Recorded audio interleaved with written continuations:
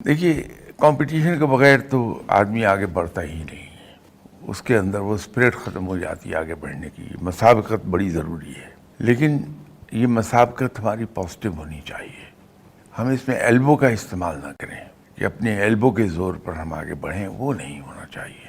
کسی کو نیچے گرا کے یا گرانے کی کوشش، کیونکہ گرا تو ہم سکتے نہیں، یہ تو رب کے ہاتھ میں ہے.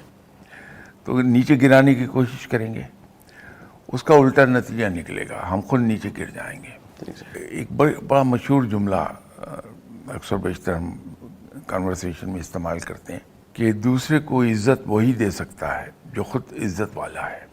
آپ دوسروں کو عزت دے کے دیکھیے آپ کو خود کتنی عزت ملتی ہے. یہ رب تعالیٰ کا اپنا ایک قانون ہے فطرت کا.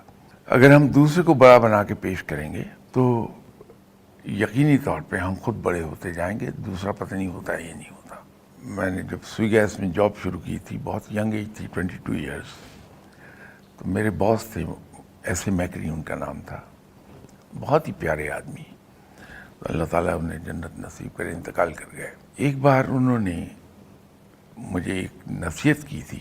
وہ انگریزی میں فرمانے لگے کہ دیکھو، اگر تم یہ چاہتے ہو کہ تمہیں سیلری میں انکریز ملتی جائے تو اپنے ماتحتوں کی انکریز کی کوشش کرو، تمہیں خود مل جائے گی.